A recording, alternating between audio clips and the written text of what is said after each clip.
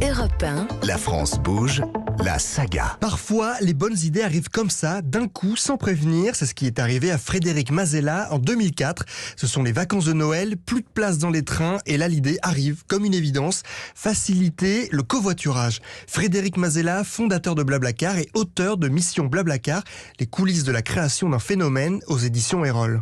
Et j'ai dû au final faire un covoiturage, sauf que ça s'appelait pas comme ça à l'époque, avec ma petite sœur qui avait une voiture et qui est passée me chercher sur Rouen pour m'emmener depuis Paris jusqu'à la Vendée. Et sur l'autoroute, j'ai vu tous les trains passer qui étaient complets, parce que sur l'autoroute A10, on voit les TGV doubler les voitures. Et puis en même temps, j'ai vu toutes les voitures vides. Et c'est là que je me suis dit que des places pour aller en Vendée, il y en avait plein, mais elles n'étaient pas dans les trains, elles étaient dans les voitures. Et donc il fallait trouver un moyen pour qu'on puisse réserver également des places dans les voitures. Et c'est comme ça que l'idée est venue et qu'ensuite Blablacar s'est développé. Blablacar est né en 2004, ou plutôt en 2013, car jusque-là, l'entreprise s'appelait covoiturage.fr. Mais le nom ne fonctionne pas à l'étranger, alors Frédéric Mazella décide de changer, et ça lui vaut de nombreuses nuits blanches.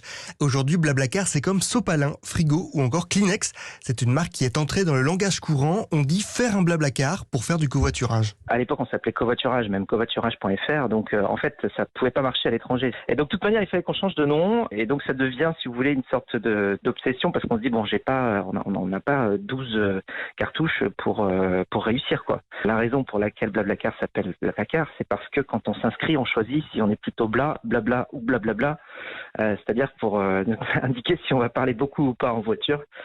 Donc voilà, je crois que je suis blablabla, mais bon, un petit peu dans tous les pays du monde, Blablacar fonctionne bien comme nom, aussi parce que ça repose sur blabla qui, dans toutes les langues, signifie d'une manière ou d'une autre parler, discuter. En 2015, Blablacar devient une licorne, c'est-à-dire qu'elle est valorisée plus d'1 milliard de dollars, mais en valant cette somme astronomique et en comptant plus de 500 salariés, Blablacar est-elle encore une start-up ? Start-up, ça veut aussi dire innovant. Ça veut dire une société, une équipe de personnes qui sont très motivées à construire quelque chose également de nouveau et à se remettre en cause quand il le faut.